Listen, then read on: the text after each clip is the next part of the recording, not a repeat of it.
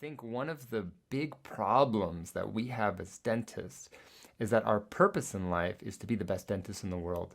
Our Yes. purpose in life is to be a dentist. That is our Yes. problem, and that's why so many of us suffer. Your purpose in life cannot be your profession.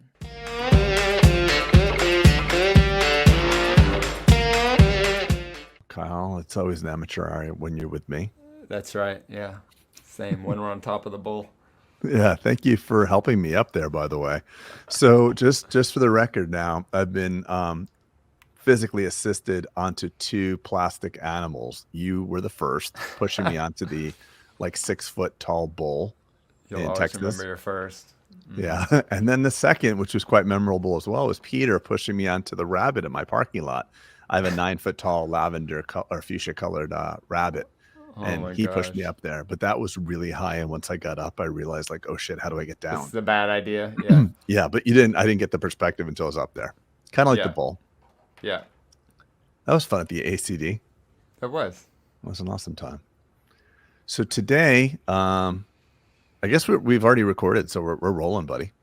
Okay. We're rolling. So Are for we, those, yeah, go ahead. um, yeah. So well, no, go ahead and ask because we haven't really talked about all the different things we want to talk about. Well, I was just gonna say, are we talking about Summit? Is that like, Well, that's a good point. Summit is right around the corner.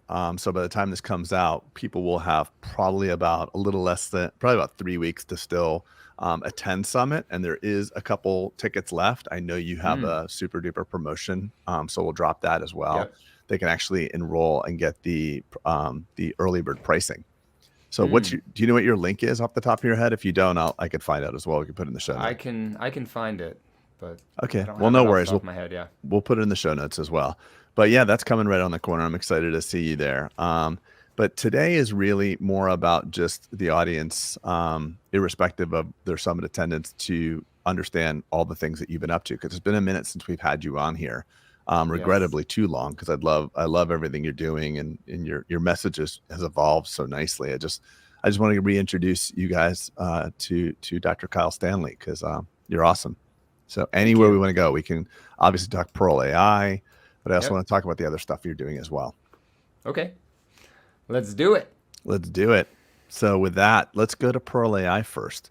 I always knew it was a great thing, and I was always interested in what you're doing, but there was a whole different level of respect and admiration for you when I was listening to one of my favorite podcasts, the All In podcast, and I heard David Sachs mentioned, and I'm like, oh damn, all right, this shit got big on me real quick. So tell Yeah. me from startup and the date and how it's going and everything in between, please. Yeah, so we started this concept in 2015. And it's interesting because one of my co-founders had a previous AI company, not focused on dentistry, but multi-billion-dollar company. And he came to me during a hygiene check, and we started talking. And he said, I have this AI company, and we're thinking about expanding to healthcare. And my dad was a dentist. He said, I said, oh, my dad's a dentist. And so he said, would you want to help me? And I said, well, I don't really know anything about AI at the time, but I know a good amount about dentistry.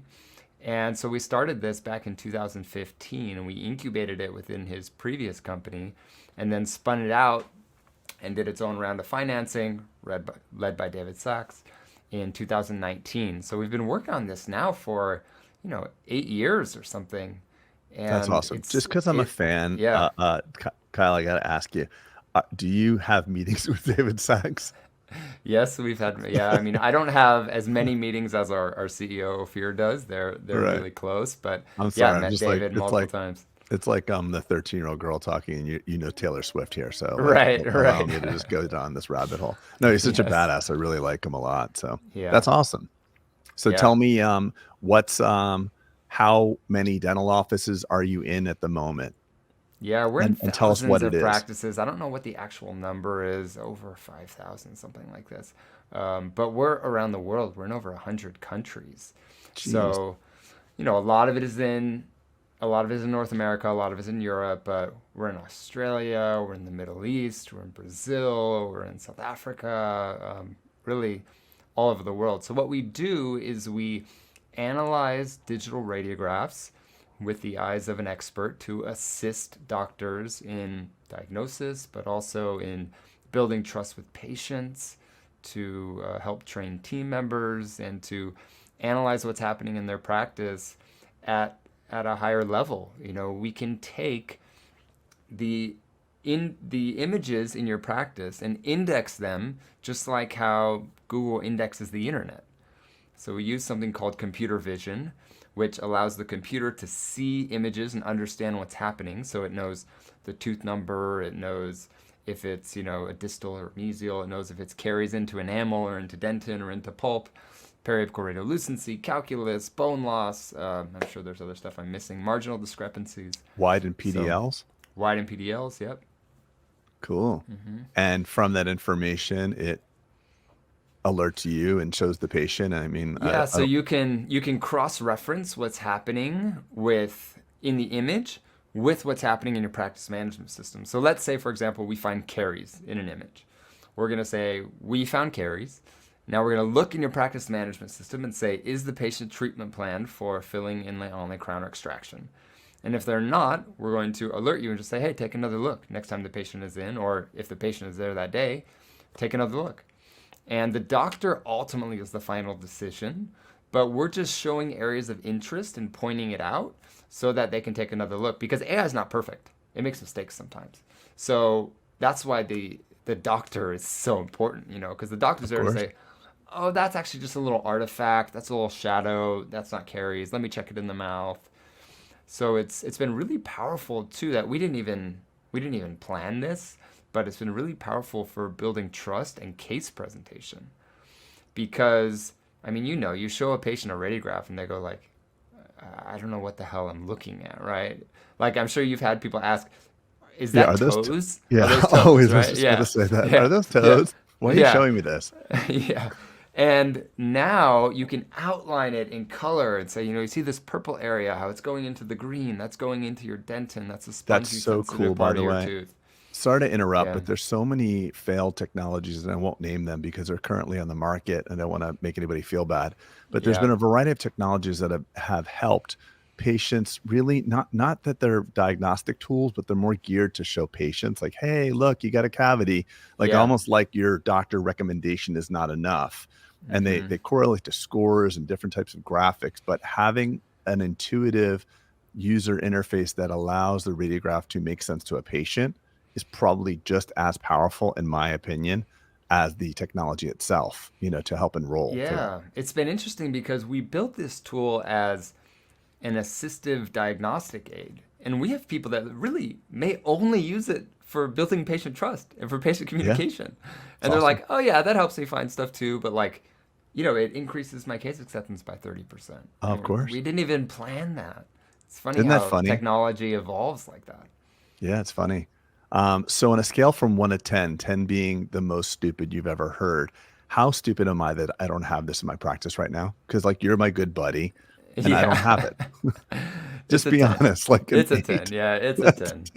It's a 10. So if you have a little extra time when we end the recording, how do I get signed? All kidding aside, I know that sounds like a plug, but obviously I'm going to be doing this. So it's just pearlai.com. It's hellopearl.com. Okay, got it. Yeah. Very cool. So what percentage of your time, your days and hours in the week are spent directly on Pearl AI right now? A huge percentage, probably 80 to 90%. Okay, and what percent is in clinical dentistry? Because I know every time we've talked, it's kind of steadily been decreasing. Yeah, it's gone down more and more and more. I'm at my office a few times a month, maybe 3 times a month, but not all of that is clinical dentistry. Sometimes I'm there training, sometimes I'm there doing stuff for Pearl. So, I maybe see a patient once or twice a month. Okay, got it. So it's more just, maintaining the relationships and maybe the street cred of wet finger dentistry, but it's not really a contributing part to your economics. Correct. Yeah. Do you think you'll still stay as a wet finger dentist? Do you feel like an obligation or some sort of driving force to do so?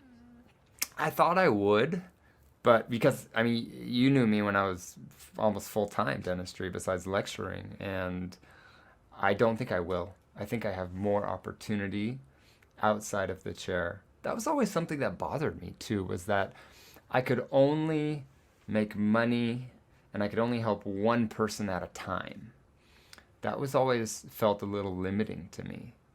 And with Pearl or with my lecturing or with my mental health stuff, I can help multiple people. I can help so many more people. And from a financial standpoint, I'm not limited to do this, make this much money. Yeah, the linear exchange. I don't care who you Exactly. are. You cannot, I mean, I'm sure there's somebody out there that's listening that knows somebody that charges 5 times the usual and customary for a crown. But beyond that, Right. it's hard to create more value. But let me ask you Hmm. another question, a little layer deeper. Do you feel, and again, I'm probably just speaking from my own biases here, do you feel any level of inauthenticity in the idea that you would surrender the dentistry? Does it Yes, bother? Yeah, I for do too, sure. by the way. Yeah.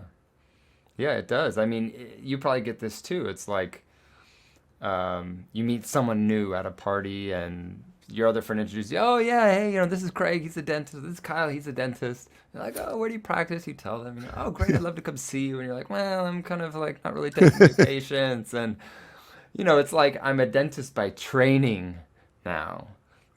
So yeah, it's something that I've wrestled with for many years because even when I was just lecturing one day a week, it that that was hard for me. And then it was like, well, I'm lecturing 2 days a week, or then I'm doing Pearl one day a week, and then it was two, then three, then four.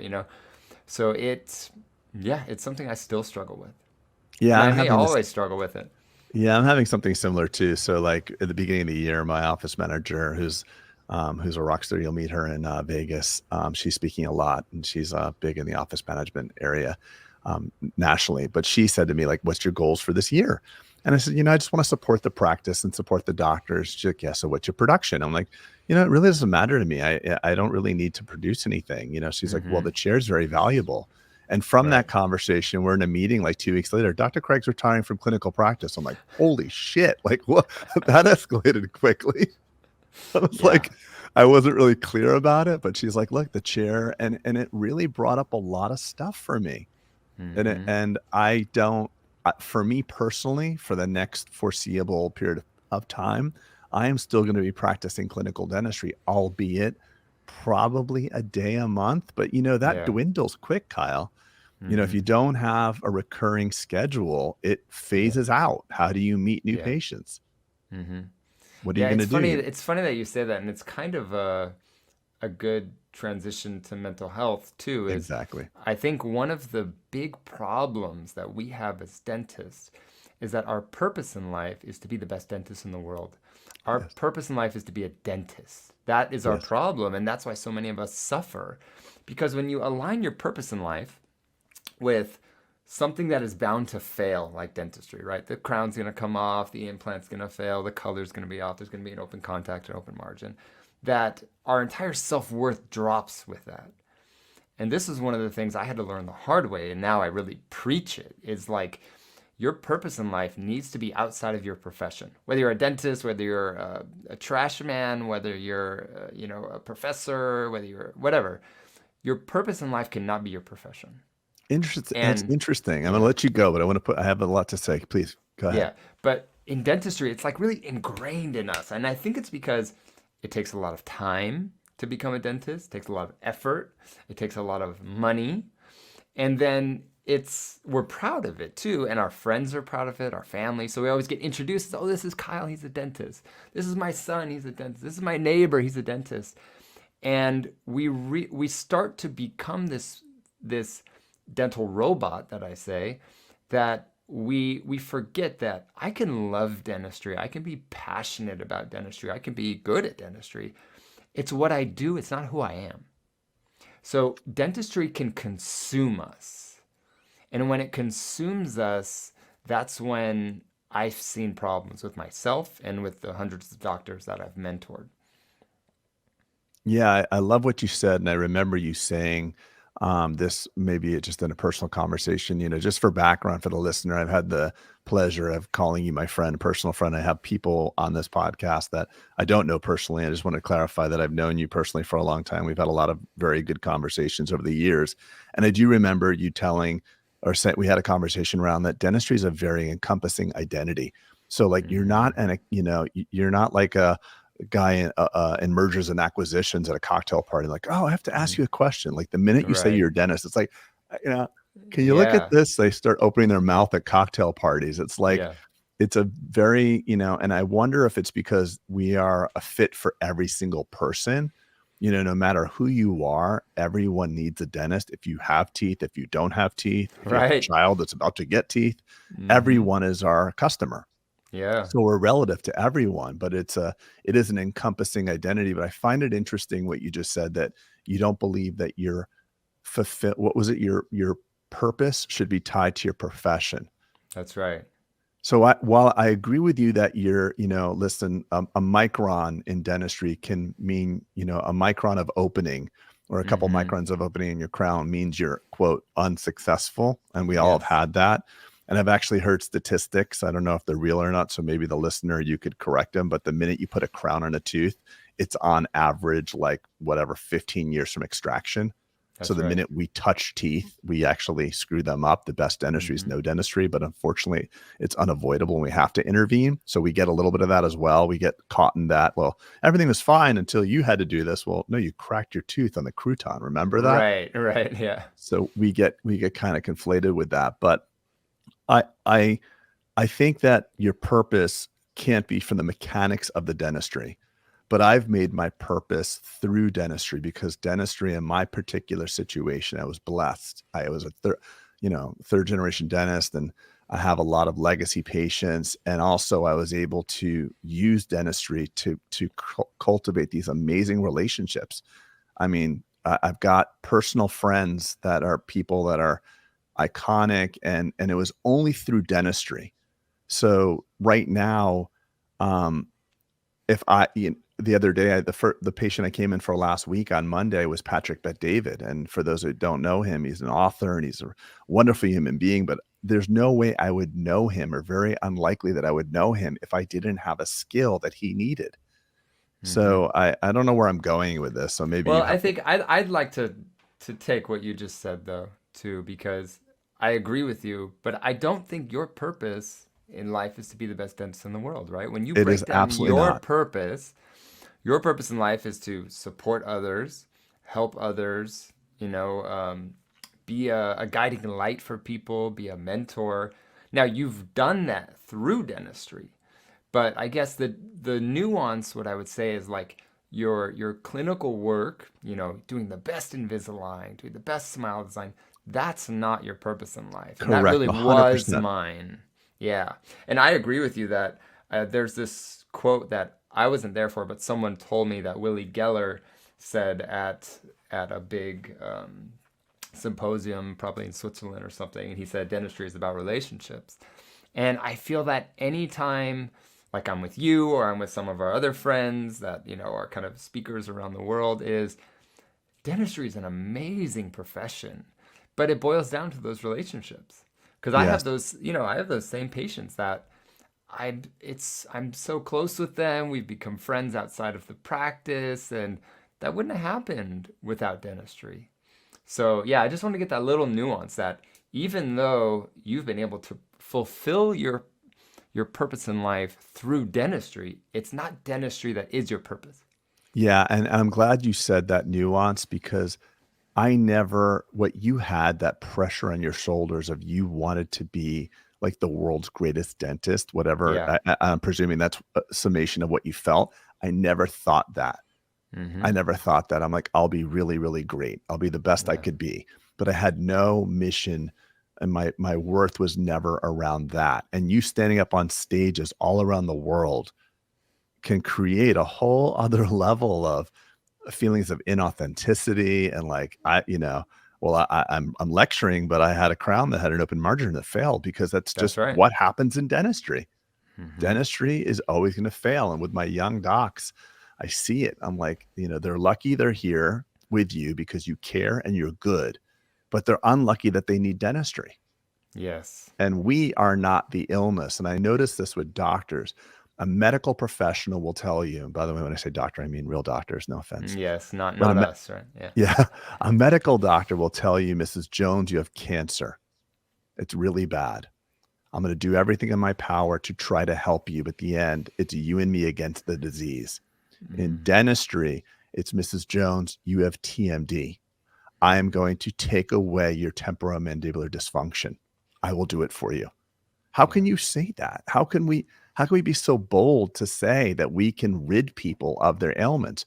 They need an FMR because they've been eating, Pop Tarts for breakfast and gummy bears for lunch. And now we're going to come in and do a series of crowns and not have this person change the behavior. And suddenly these crowns are going to perform better than the God-given teeth they had. Yeah. Dentistry is a very poor substitute for what God makes. And Hmm. we have to be like, we have to play God again. We have to make teeth better than what they had. Like, that's crazy. Yeah, I think I love that example was great too, because one of the things that I talk about in my Lightside courses that are around mental wellness is setting true expectations. I think we get in trouble because we don't set true expectations because we're afraid that the patient won't say yes. Yeah. And so there's two different concepts with this. One is around this idea of revisions. And whenever I talk about revisions, everyone's like, what is a revision? This is a medical term, right? So let's say you and me, we're playing tennis and I break my ankle. Okay. We go to the doctor and he or she fixes my ankle. And afterwards, I'm still limping a little bit. I don't come back to them and say, oh, you have to redo it for free. Or I don't threaten them and sue them and say, you got to, I am going to sue you because I'm still limping. No, they say, oh, I'm so sorry, Mr. Stanley, but we have to do a revision surgery. It's going to be another $72,000 and, two nights stay in the hospital. And this idea of revisions is what I want to bring to dentistry. It's like the implant fails or the crown gets an open contact over years. We have to do a revision and the patient pays for it again. And setting that expectation at the beginning, not setting it when the revision needs to happen, but setting it at the beginning that I'm going to, like you said, I'm going to do the best I can. I'm not sure how long it's going to last. It may fall off before you get to the elevator, or it may last 20 years. We'll see. But at some point, we're probably going to need to redo this. Having that in our consent forms, and more than in our consent forms because they don't read that, is the doctor, talking to the patient. I think so much we try to delegate, which we should from a business standpoint. But the patients don't listen to our team members as much as they listen to us. If I sit down and I say, listen, Mrs. Jones, I'm placing this implant. Implants are very successful, but 4 or 5% of them fail. That may be you. And if that happens, guess what? You have to pay for it again. Absolutely. And I got in trouble with this because I was very much a people pleaser with my patients and telling them, As oh am yeah, I. they're great, they're amazing. And the call is different. So let's say that same example, the implant fails, right? And I didn't say anything. The patient calls, I paid so much money for this. Dr. Stanley doesn't know what he's talking about. And you got to redo this again. I need my money back. Okay. Then your staff is pissed off. They're like, oh no, Sarah's coming in. And, but what if the same thing happens, but the patient calls and says, hey, my implant is wiggly. Dr. Stanley said this may happen. Can you guys see me? Look, it's the same result. Yeah. But think If of you, how if, much less stress is there for your yeah. team and you and the patient. But by the way, it's not the patient's fault. If explained before, it is just a great explanation. If explained Yeah, after, it's an excuse. for You and I sure. would do the same thing. Hmm. And unfortunately, the broken ankle, a patient knows that they broke their ankle. They can't Yes. walk at all. Unfortunately, with dentistry, most of the problems are asymptomatic. By the time it's Hmm. symptomatic, it's not a crown. It's Right. not just a filling. When you Yeah. feel your dental pain, it's a disaster. Hmm. Feeling a cavity shouldn't hurt until it's at the nerve. So we Yeah. have a force at work where we have to convince people of the ailment. You didn't have to convince the Right. broken ankle. He's Yeah, limping that brings it in. back to Pearl, right? It's like Right, right. to have them We're gonna go accept back. the fact that you want to that you want to fix their ankle. You have to show them on a radiograph with Right. colors and polygons and And whatnot. also Yeah. timeline. Remember that thing you chose not to appoint for? It was green or whatever. I'm sorry, I Yes. don't have an intimate knowledge of the product, but Hmm. I'm sure you can compare progress with Pearl. Yeah. And the other thing too, if we keep going with this ankle analogy, is The doctor can tell me you can't walk, you can't run, you have to sit, you can't drive, you can't do anything. But we can't tell our patients no swallowing, no drinking, no eating, no kissing, no talking, no And no grinding. breathing. I know you don't do that. I Yeah. know you don't grind, and someone else just Yep. whittled your teeth down. You're only 24 and you have like 20% of your tooth gone. Yep. It's a very difficult profession in that way. People don't understand, number one, they don't understand the health of their teeth. We don't know. Like we always say, like I tell patients, like, my gums bleed. Well, if you rubbed your eye and it started bleeding, you would run to the ophthalmologist. But Yeah. yet we find it normal that your teeth should bleed. So number Right. one, we can't gauge the health of our teeth. Number two, probably more unfortunately, is that we can't gauge the quality of the care we're getting. So Mm. unfortunately, there's bad dentists out there. And what do I Yeah. mean by that? People who don't care or are money motivated. There's bad of everything, by the way. Sure. Any But profession, there's bad but it apples. it Yeah. it does make it more difficult for us because then they feel like they can't trust it. And I think patients Hmm. view dentistry like they view carpentry. If you Hmm. build a dresser or a set of drawers for them and it breaks after 3 years, it's the carpenter's fault. Yeah. So there's like this non-ownership. And one last thing before I kind of close that thought is that's why I loved Invisalign so much, by the way, Kyle, because when a veneer breaks, even after 12 years or 15 years, your veneer broke, the veneer you Right. did, Right. It's not well, mine. It's in your mouth. yeah, but it is yours. Yeah. Yeah. Yeah. I use my fork to break your Uh-huh. veneer when I Right. bit Right. on the Right. fork.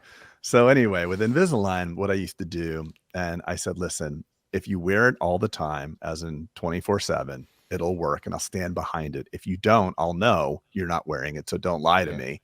And number two, if you don't wear your retainer, you're going to pay again. Hmm. So ask me how I know. I've had to do clear aligners on myself like 2 or 3 times myself, and Yeah. I'm Yeah. poor compliance. I'm So on my what third ortho right now on so myself. yeah, so case in point. So the great thing, like your people that were calling, and this is a great tip for those that are listening, when they'd come in, they'd say, "Hey doc, you're gonna kill me. I'm paying again. I haven't worn Hmm. the retainer you bought me in 3 years. Literally doesn't even fit." And they know. Yes. So just that little bit, if there's And only think one of how take. that changes the stress in the practice, right? Now, your front office team or your treatment coordinator isn't trying to have to convince them. You're not having to convince them. They're like, yeah, this is how much it is. I know. Yeah, you told them. Hmm. And even if there was another detail to it, hey, by the way, 4 to 6% of implants fail. If it fails due to, whatever reasons in your physiology or the reasons why it didn't integrate to you, there would be a charge. But just Mrs. Jones, it's not the full 2,500. We redo things for just the lab cost. And that's, I Hmm. don't know, 30, 40%, Right. something. Yes. Just letting them know that it's not that we'll stand behind it and you'll only have to pay a portion of it. Wonderful. Yeah. So I have a concept that I teach called the triangle of blame that really has helped me over the years. I used to think that it was a line of blame, meaning I was on one side of the line, the patient was on the other side of the line. Okay. It I was either love my this. fault or the patient's fault. Then I changed it to a triangle, and that triangle is me, the patient, and other factors that I can't control and the patient can't control. Yeah. And so it's important for us to understand this, not only to give ourselves grace if something happens, that it's not always your fault, but for the patient to understand this as well. So I can say, I place this implant, you know, from what I can see today, I did the best that I could. I think it's 95% of what I could do. Now, the rest is up to you and these other factors. So you have to not chew on that side for 6 weeks. You have to whatever, whatever. But even if I do everything right, even if the patient does everything right, there's biology and physics and diet and genetics. I mean, they may And just also be people get sick. People get sick. yes, Does anything change? Oh, well, nothing changed. Oh, well, I have diabetes. right. Yeah, I mean, nothing major changed, but I Yeah. have, insulin dependent diabetes now, Yep. or adult onset diabetes. Yeah. And so there's all these other factors that we can't control. And the patient should know about those before we get started. So I guess it really comes down to us, the dentists. We're not doing a good job at this. Yes, We're not it taking, is. we're not laying out the rules of the game. Yeah. So the patients aren't difficult. I mean, obviously there are certain patients who are difficult, but Yeah. let's face it, if no one had this conversation with me, I was a layperson, I could see myself getting really upset. You for didn't tell sure. me. You didn't tell me I'm the this. same way. I'm the same way. But, when I go to, I'm a car guy, as you know, so if I go to my mechanic and he says, yeah, I'm going to fix this, it's going to work forever, it's going to be perfect, then if it breaks, I'm going to be pissed off. But if he says, I'm going to try this, I don't know if this is the problem. Let's try this first. It's kind of minimally invasive, it's not that expensive. And I had this happen recently where there was a car that I was working on, and he said, I think it's going to be the bushings on the transmission. It's like $800. Let's try that. We did Great place that. to start. Didn't work. Okay. And then he said, well, he told me before, he said, I'm going to try the bushings. If that's not it, we may have to do a full transmission rebuild. That's about 6,000. So I was already prepared. He did try. He said, that wasn't it. I'm still having the problem. We need to rebuild the transmission. But I was prepared. If he hadn't told me what the potential could be, and that's the other thing that I see too with us is that we don't tell them the future. Let's say we finish a full mouth rehab. We say, great, we finished it. They paid. Everything's good. But we don't say, I need to see you every 3 months. And if I do see when there's a problem, this is how much it's going to cost. Taking into account that I may raise my fees a certain percentage every 5 years, and giving them that real life data on what could happen. Because like you said, then the patient comes in and goes, you know what? You told me that I'm sorry, I went traveling for 6 weeks. I'm back now, but this chipped, I know you wanted me to see you. I lost my night guard. And think of how much Yeah. better of a response that is. They're owning their disease. The team and you are less stressed. The patient is happier. It's just Yeah. all around. Dentistry can be such a great profession, but it really can be very, very stressful. And I think the fulcrum to that point is your communication. There's a very famous quote is Exactly. the quality of your life depends on the quality of your communication. And really what you're doing is you're not looking out for the patient. You're actually selfishly looking out for yourself. Mm-hmm. You're looking out for yourself. Yep. Because if you tell people that the best dentistry is no dentistry, God makes the best teeth, the combination of flexibility and flexural strength, and the porcelains that I'm going to use are the wonderful, the best in the world, with the new technology. They're not as good as your own teeth. And the Yes. reason why you got to this point, Mrs. Jones, is because you're A, B, and C. And if we Mm-hmm. don't correct that and I do all this work on you, it's going to be in your hand Yes. prematurely. And you're going to be super mad at me. And I Yep. don't want that. Boom. Mm-hmm. Shifts Yep. everything over. I wish Yep. they'd teach that. Are you doing this training, this triangle? Where do people go to learn about the triangle of blame? Because that's freaking brilliant. Thank you. Yeah. So that's in my Lightside Academy. So it's just lightsidedentistry.com. There's a free masterclass they can watch there. That mentions triangle of blame as well and goes a little bit deeper into it. Yeah, So but you're yeah, so then entrenched in yeah. dentistry, though, in organized dentistry. Is there an opportunity for you to get this into schools? That's my goal. My goal is to have this be in dental schools, to where they learn about mental wellness, mental resilience in dental school. But then I'd also love to have it as a requirement. Like in California, I don't know what it is in Florida. California, we have to do 50 CE credits every 2 years. What do you guys have to do? Less than that. Less than that. Okay. So we have to do 50 every 2 years. Like I want one credit to be about mental resilience. That's it. That Yeah, would I be a think mental big win for resilience me. is um, I think that mental health is a byproduct of not having correct training. So Yes. obviously there's the mental health component. We're going to get to that in a moment, but we are set up by virtue of the lack of training, like just the triangle of blame and the understanding of these concepts. And they're 1 hour. We've only been maybe talking about it for 15, 20 minutes. That would shift the trajectory of a person's career and their mental health. So we're sending these boys and girls out, and I call them that because I'm old now, with no training Yes. whatsoever, Kyle. They literally get turned out, no business training, no Mm-mm. leadership training, no Mm-mm. patient dialogue training. Yes. Holy smokes. And then we scratch our heads like, no wonder why we're doing so shitty in dentistry. And the other thing that happens too is they get out of school and they spend the first 7 years trying to learn more clinical.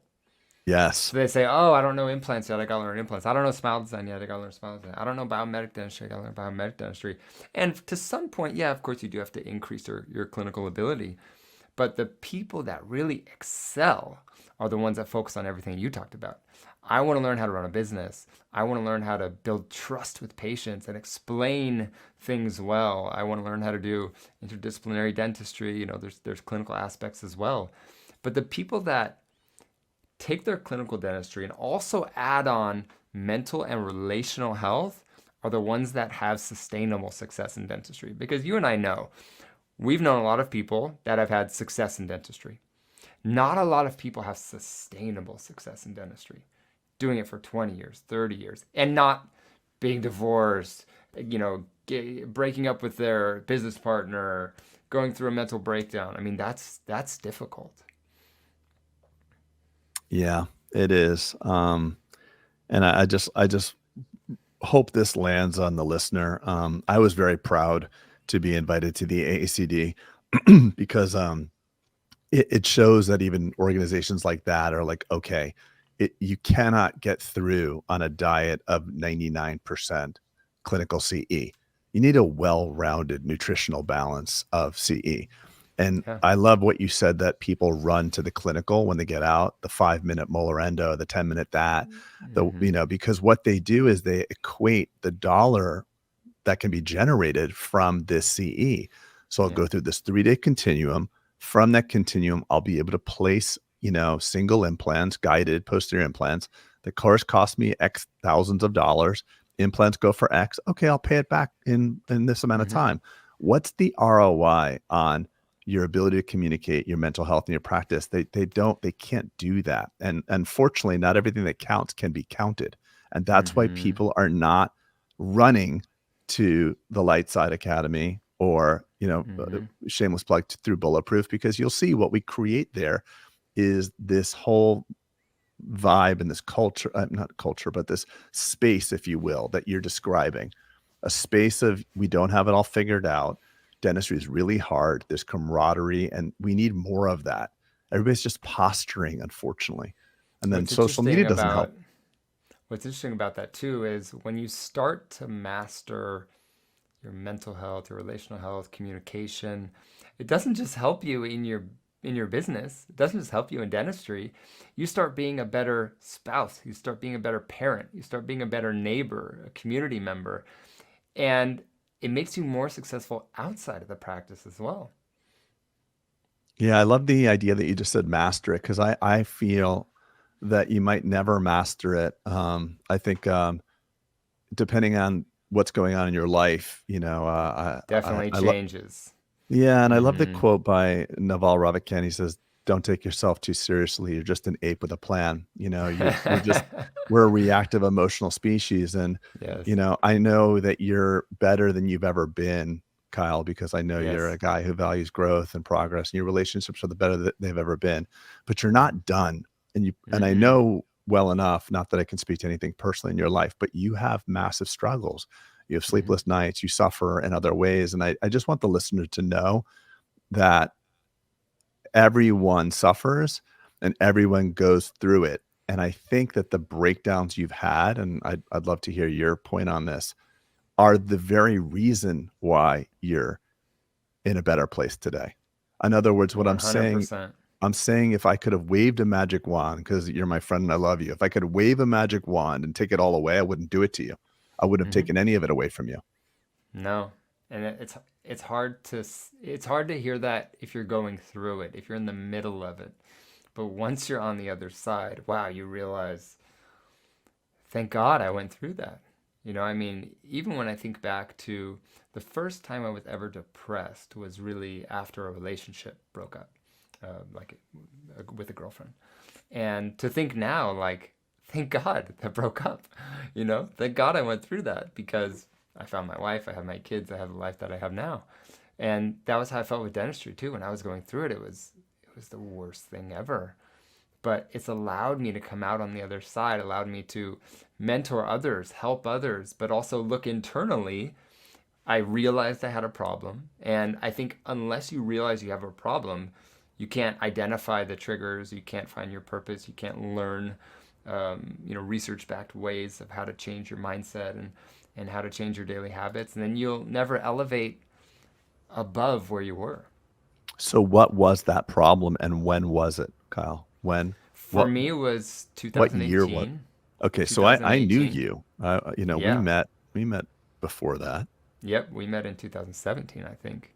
Okay, Hmm. so what's going on that makes you, if are you okay to talk about it? We don't, I Yeah, mean, I'd be happy to tell you my story. It was February of 2018. It okay. was it was literally a dark and stormy night, which is very rare in California. So I remember smelling the asphalt, and I was getting home late. I was working late almost all the time those days, and I got home, and the deadbolt was on, so I couldn't get into my house. My wife opens the door, and I said, I can't do this anymore. Hmm. Now, in hindsight, I should have said I can't do dentistry anymore because she's like, "What do you mean you can't do this anymore? Us, marriage, kid, like, what are you talking about?" And I was like, "Oh, dentistry. Yeah, yeah, no, I can't do dentistry anymore." And on the outside, everything looked great for me. I had nice cars, I was making good money, I had the celebrity practice in Beverly Hills, I'm traveling all over the world, teaching on the top podiums, writing research, I had the best mentors. But inside, I was going through a lot of difficulty. I had patient complications, I had team challenges, I was going through litigation with patients, with team members. I had the desires that I wanted to have more time with my family. I wanted to have less stress, better physical health. I wanted to be less reactive. I wanted to not think about dentistry when I was at home. And so I finally had to say, enough is enough. I had to make my mental, physical, and relational health a priority. I always use the example of, because I fly a lot, putting on my own oxygen mask first. I think as dentists, we are caregivers. We take care of others, take care of our family, our team, our patients. And sometimes we have to be a little selfish and say, you know what, I need to put myself first. And so I've been putting this off for way too long. I knew something needed to change. So I went on this journey. And, this topic of mental health, you're very passionate about it as well. But most of us dentists, we're scientists. We think this stuff is real fluffy and woo woo and kind of bullshit. And it's funny when you go to the research, and I'm a research nerd. So I went like to PubMed. Why do I feel like this? How can I get better? There is so much research behind this, and it really spoke to me. So I started studying positive psychology, psychology of overachievers, personal success habits. I sat under, some really big teachers in the space, and I had this breakthrough. And my breakthrough journey was finding my purpose outside of dentistry. I had increased health. I had, honesty, confidence with talking with my patients. And I remember taking a day off. And I know that sounds crazy to many of the dentists listening, but I actually took a day off of work. I think I was going to the post office or something. And I was outside, beautiful sunny day in California. The sun was shining on me. It felt warm. And I finally said, I'm really getting better. I'm finally getting better. And it was at that point my success took off. Meaning, Interesting. So sorry to cut you. How yeah, long from low point, February 2018 to the sunny day? hmm What was that? How long? it was about 6 months. Okay, interesting. Yeah, it was about 6 months, which is way too long. Which is why I want Well, not people to do it in necessarily. 30 days. You know, I want people to do it in 30 days to feel better in 30 days. Yeah. Yeah. Yeah, I So think that I started to feel better, and that was when, it's funny, that was when like Pearl started taking off. That was when my practice started taking off. That was when my lecturing started taking off. That was when I started working on Lightside Academy and mentoring other people and talking about this. And so it's funny how I had this revelation that I was focusing so much on clinical dentistry, but really the revelation was once I mastered my mental, my relational health, I could really have sustainable success in dentistry. it's very frequent, and thanks for sharing that, but it's very frequent, and I hear this from so many different people that um, when you change your state and you were in a depressive, anxious, self-focused state. And I'm not saying that in a, it's just, that's how we could label it. It was really examining yourself. And when people change their states, whether that's through the work that you did, or maybe they take some chips off the table and sell a portion of Mm-hmm. practice or resolve Mm-hmm. something, everything magically goes into place. Yep. And I had a guy on here not long ago, Paul Etchinson, who sold off to a DSO. And he said everything changed after that. And I said, well, what did the organization do for you? He says, well, actually nothing. They didn't really do anything for me. It's just I wasn't a panic animal every day. I Mm-hmm. wasn't always worried about everything. And, most organizations fail or succeed on the psychology of the leader alone. Yeah. Sometimes people don't even have skills. They just have this passionate way of charging forward that people go around. But I love the concept that you said of, like, I call it like how long you allowed yourself to suffer. You Mm-hmm. said 6 months is what you took. You think Mm-hmm. that's way too long. And I think that's a great distinction for the listener, because things are going to happen. You're not done, Kyle, because you're going to live a long life, and you're going to have Yeah. other episodes that are going to kick your ass. So, I should specify. 6 months was after I decided enough was enough. right. I think You have to it stay was in your probably shitty diaper a for a while. year. It was probably a year and a half before that where I started to have symptoms. So yeah, man, I Yeah, never you thought gotta about it eat a like lot that. of you gotta eat a lot of crap sandwiches, and then finally, Yeah. like, it's enough is enough. And that's like another Mm-hmm. thing. It's like the to change doesn't take a long time, but the decision to get to a point where is enough is That's enough. right. Then so yeah, I appreciate that. Funny enough, while you were telling your story about February 18, my lowest point was like maybe 6 months later. When I was Um, going up, you were coming down. Yeah. yeah, so I got just, everything kind of circled in at once. And you know, the mind is a great slave but a terrible master. And when the things are going down, like if you're listening to this and there's 3 or 4 or 5 or 10 things that are all happening at once, patients pissed off, employee drama, sick child, how much Yes. shit can you handle? Mm-hmm. And at that moment, you have to just control your mind. You cannot take things that are at step 3 and complete them to step 10. So this bad Google review is going to turn into, another one. And the next thing I know, I'm going to lose my practice. We Mm-hmm. suffer more in imagination than we do in reality. That's And if right. you allow your mind to go dark places, you will just go for a fucking ride that's going to be terrible for you. Yep. And that's what happened with my personal thing. And I talked about it on the podcast, but what was the breaking point for me is, and this is something that Tony's wife, Sage, helped me with a lot. She was, at the time she was having a lot of dental problems. So I was seeing her frequently, like this recurring dental thing that was going on. Mm-hmm. So it was really fortuitous that, dentistry brought her into my life. I got to see Yes. her frequently. The best part is I was repairing something that another dentist did. So I got to like wear Oh yeah. to take the high road on everything. Nevertheless, what happened was this, so there's suffering and there's inappropriate suffering. So, you're Mm. 6 months, 30 days. So we dwell often too long in that suffering state. And what she did for me is she said, and again, I love this concept because people will do more for others than they'll do for their own selves.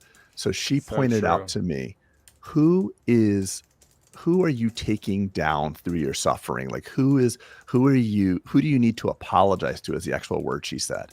And I realized at that moment it was to my family, because I'd come home and my kids would, they were young at the time, and hey, daddy's home. And they could feel it. And they would say to me, daddy, something is wrong. What's wrong? Mm-hmm. And of course I'm like, no, nothing. Because most men suffer, live lives of quiet desperation. We're like, no, I'm great. And you put on that smile, but you can't fake it. And the moment that it broke was I was taking my daughter on a daddy-daughter date night.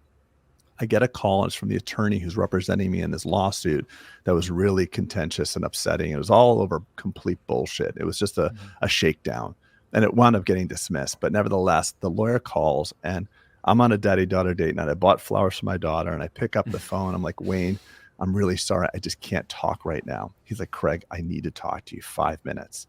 Talk to him for like 2 minutes. I'm like, Wayne, I gotta go. Okay, I gotta go. And I hang up.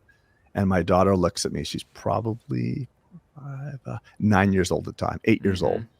And she starts crying. And I'll get emotional. So sorry, we might have to edit this part out. But anyway, she's like, and she named the person that was suing me. She's like, this is blah, blah, blah's Mm. fault, isn't it? And at that moment, I'm like, I realized I let this go too far. And it was me that did it. It wasn't this outside Mhm. force, because outside forces will always bump up against us. It is us that allows them. We swallow the poison. The Mhm. poison's going to be put into your hand, but you don't have to eat it. And that's what I did Mhm. with my family. And at that moment, I came home the next day and apologized to all of them. And it was a beautiful sentiment. So for those, I want to bring some action to it. For those that are dealing with something really heavy right now, remember, it's not as bad as you probably think it is. You're going to take it further than it belongs to go. And also, other people are suffering because of that. So use the leverage of not wanting to do this to your spouse, to your kids, to your friends, to your team, and fix it. Yeah, no, I mean, I related so much to that. Just the other day, my wife brought up a patient's name that I hadn't thought about for a long time. And she remembered because I talked about it for so much. I tortured her through this entire process as well. And she's a great listener, so it was nice to hear it. But I was like, it made me realize exactly what you said. Like, I'm putting my entire family through all of this. And these people, these outside forces are controlling me. I need to be the one that lives between the stimulus and the response, right? Yes. And live in that space first. Yeah. Take 5 seconds and say, how am I going to react to this? I'm pissed off Yes. about this, but I have a choice on how I can react to this. And that's And where the emotion, the I've really been non-emotional, working on that. right. And that's the power. That's the superpower of humanity. The ability to control the reaction between stimulus and response. It's the only thing that separates us from the beasts. Yep. And the non-emotional response is always the best response. You know how many tweets I write, emails I write that are emotional? And like, I'm a big believer in like divine intervention, God, or whatever, synchronicity. And it's just amazing how many times I am shown not to be emotional. Just pause on that stimulus. That's Yeah, awesome. we have a rule in Lightside Academy that you never write back an email or respond to a bad review or a text from a patient the same day. You always take at least one night, one sleeping period before you respond. Yeah, And we say the same thing. that comes from me doing Yeah, doing very bad things, just like yeah, jamming my fingers into the yeah. keyboard. Yeah, I've been there. Yeah, and also too, you don't want to engage with another emotional person. So when they Mm, write it and they cool off, you'll have, I mean, and also remember just the tactical takeaway when you're writing the response to the patient, you're not writing to that patient, you're responding to the hopefully thousands of people that will ultimately read that review as well, your right. response. I'm so Mm-hmm. sorry you feel that way, Mrs. Jones. We'd love Yep. to have the opportunity to make it right. Please contact our Right. office. And if Mm-hmm. she then goes in and says, well, F you, Dr. Stanley, Yeah, make you look great. She's that's right. her credibility. So tell me a little bit more about Lightside. I'm genuinely really just curious. I see it from afar, but are there physical meetings? I mean, what's the process? Yeah, so currently there's three ways to get involved with Lightside. One is what most people do, which is our online course. So there's recorded videos with a workbook, and then we also have a private Facebook group where people interact, and I'm on there and whatnot. We also do Lightside Live a few times a year, and I do this with Martin Mendelsohn, who's on faculty at Spear. He has his degree in happiness studies. He's a dentist that was actually disabled, went through a really difficult time. I mean, he's a fantastic speaker, amazing motivator. So that's a 2-day course that we do. And we're doing one in December in Milwaukee, if anyone's interested. And then there's also my I'm sorry, did you say private mentoring. December in Milwaukee? Isn't that where everyone wants to go in December? Can I just ask you a simple question? Why December in Milwaukee? No, we were invited by a Spear Study Club out there to do Okay, it. got it, So got it, got yeah. it. So Hmm. tell me, what is a degree in happiness? What does that mean to you? Yeah, it's really interesting. Martin has gone so far. He's really pushed into like studying and finding. I don't even know if I can explain it. he's an amazing facilitator of people. And being a dentist who was disabled, went through a lot of difficulty, and has now had a successful career in non-clinical dentistry because his hand actually stopped working basically. So he physically couldn't practice. You know, you and I have the choice, right? If we wanted to go and practice tomorrow, we could. He didn't have that choice. That all of a sudden it's taken away from you. And so he went down and really spent time learning how to be a coach, learning how happiness works, how we can be happy, how we can have less stress in our practice, in our life. And now he does a lot of team building. So it's really, really interesting. I'd love to introduce him to you, actually. Oh, I'd love to meet him. I'd love Yeah. to meet him. Yeah, I have an interesting take on that. So what is your so we established the fact that you would not trade. Maybe I established the fact. I wanted to make sure I heard it correctly from you. You would not trade any of those moments of suffering, all the Yes. history. Is that I have that Mm-hmm. correct, right? Mm-hmm. So Yes, you in some ways, I guess, needed to have that to precipitate where you are. Do you agree with that? Could you have? for Do sure. you think for the listener, do you think they have to go through this? I think there has to be some form of suffering because happiness is a relative term. I think it's a comparative term, in my opinion. Yeah, You it don't know implies happiness unless you know suffering. and that's why, and I was hoping you'd say that because that's where my mind was going, because then it implies a duality. When you seek happiness, Mm-hmm. you're seeking something. So that means it has to be the opposite. I'm a believer of like the Stoics and like Naval Ravikant, for example. He has this concept that you can't actually seek happiness. You can only seek peace. And when Mm-hmm. you're at peace, not thinking about tomorrow or yesterday or the lawsuit or whatever, happiness kind of slips in as a byproduct. That's But right. I think a lot of people seek happiness, which is a problem, I think, in and of Mm-hmm. itself. Yeah. Yeah, I agree with you. You I shouldn't agree with you really for sure. think, are you happy right now? Right. Are you at do you, you should I don't know. I mean, I am happy right now talking to you, but the Mm-hmm. reasons why I'm happy are not for happiness itself, Yeah. you know. But it's an Yeah. interesting. With all of my mentoring other doctors and doing my courses and whatnot, I'm trying to shorten, like I said, I'm trying to shorten the period of suffering so they can learn from my mistakes instead of learning fully from their mistakes, right? It's just like how we learn with clinical dentistry, right? I get someone like Christian Coachman or Joseph Kahn or, you know, any of these amazing clinicians that say, listen, I tried it like this and I made a lot of mistakes, and that was why I do it like this. And so I say, okay, I'm not going to try it the first way. I'm just going to do it the second way that he or she told me how to do it. And it's been able to work. I think what's important is that they've realized they have a problem. And It's I that think you need to go, acceptance. yeah, you need to go through some shit to get to the point where like, okay, Yes. yeah, Right. It's like what we were talking about before with my story, is that I had that year and a half before of, okay, it's building up, it's building up, it's building up. I'm ignoring it, I'm ignoring it, I'm ignoring it. I'm saying this is normal, whatever. And then I make the decision. I realize I have the problem, and now I'm going to do something about it. It's just like when you think of, Alcoholics Anonymous or Narcotics Anonymous. I think one of the first steps is admitting you have a problem. yeah. The sick and tired of being sick and tired. They say Mm-hmm. that. Yeah.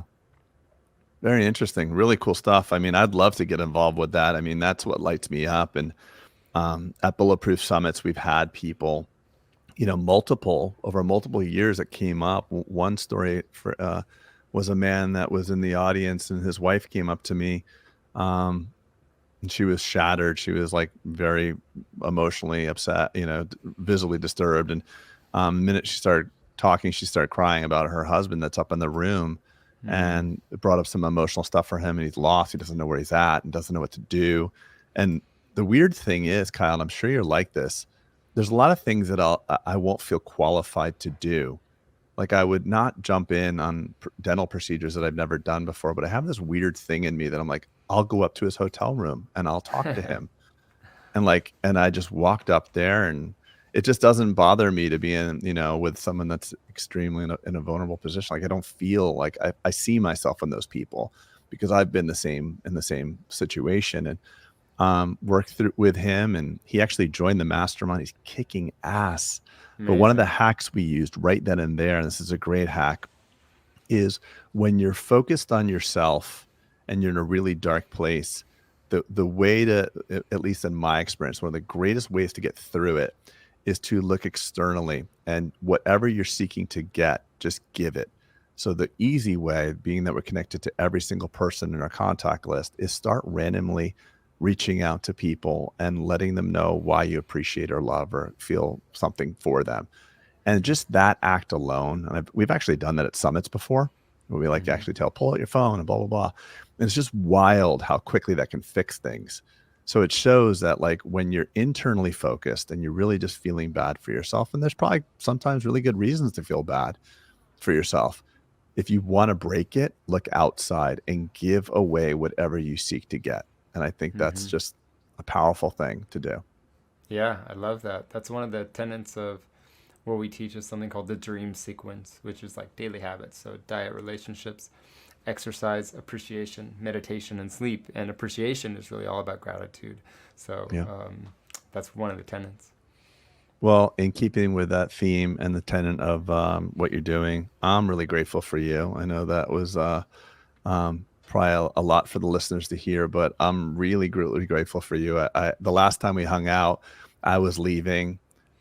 We were just like literally, you were flying into ACD at the exact time I was flying out. I was even looking at your flight to see if we could just like hug and get a High coffee, five high five in the on the way. airport. Yeah, And yeah. my flight gets canceled. I come back, and what an awesome, crazy night we had. It was super fun, and just so grateful that you're there for the listeners, because this is a real problem in dentistry.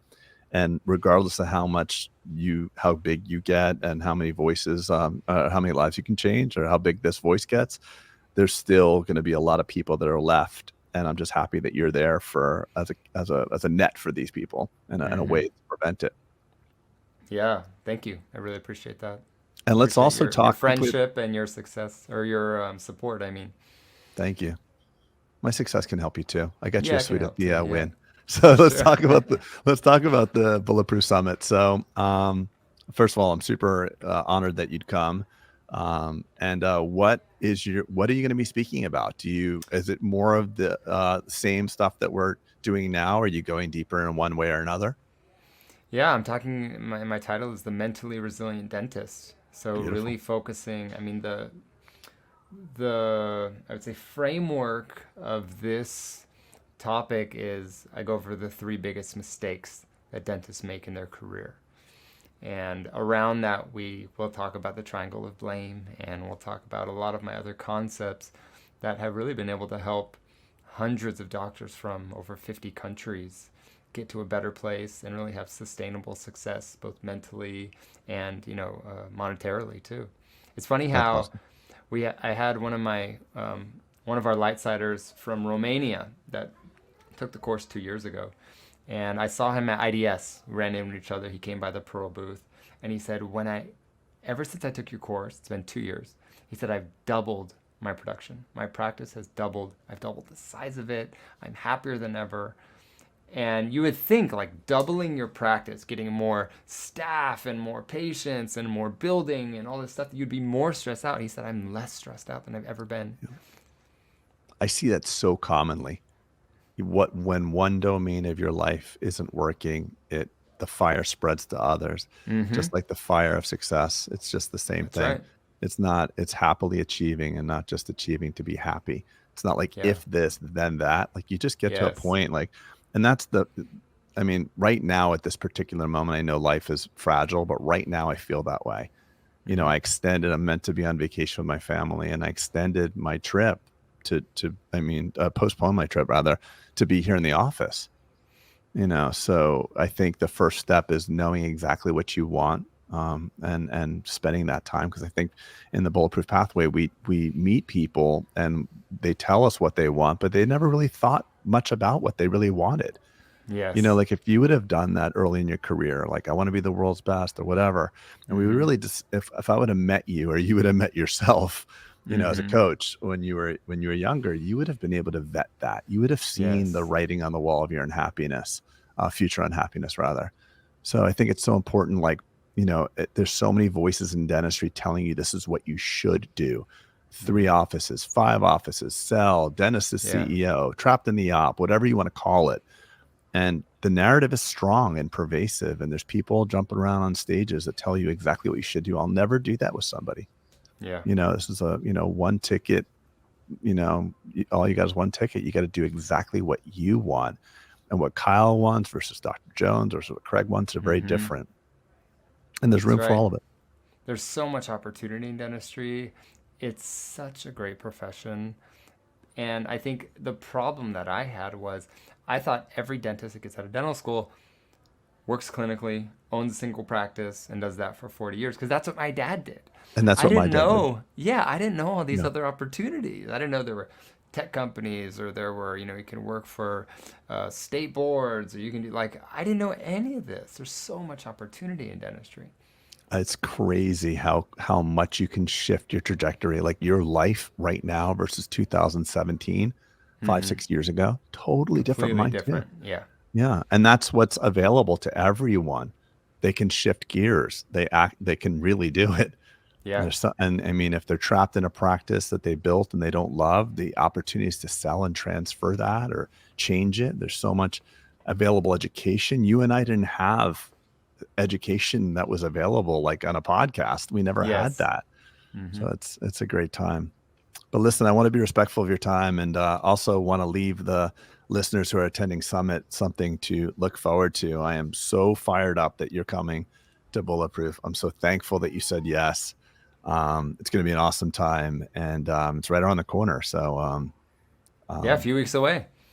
yeah, we'll put in the show notes the Dr. Kyle Stanley code because it Cool. does reduce it. It's not too late. Send your team because one of the big things is we have a whole team approach. The content, by and large, is directed towards the entire team, and there's a way to educate them and get them aligned so that on Monday morning it's not just going to waste away. Inspiration is perishable. If you don't act on it like quickly, it goes completely away. So bring your I team if you have. highly, highly recommend bringing your team. Any of the courses that I've taken where I brought my team, so nice and for the speaker to teach them instead of me trying to regurgitate what I learned. Yeah, you Yeah. you lose your horsepower because you can't get it all back out, and then by No. Wednesday, you're like, screw it, we'll just Yeah. keep doing it the same way we've done it. Hmm. But anyway, appreciate you being here today. Give me the links to your to it's Hello Pearl HelloPearl.com. Yep. And LightSideDentistry.com. Lightside Dentistry. I would love to get involved with Lightside Dentistry. If there's ever an opportunity for me to tag along or add value or just be an attendee, I would absolutely love that. Well, let's talk in Vegas. Yeah, we will. Just maybe not Minneapolis December though. You and I love sunshine. Yeah, And I'm solar yeah, powered for sure. Anyway, same. Kyle, appreciate you being here. Appreciate as always all that you do for dentistry. And hopefully everyone here has a chance to talk with you at the summit in August in Vegas. Thanks so much. Thanks, buddy.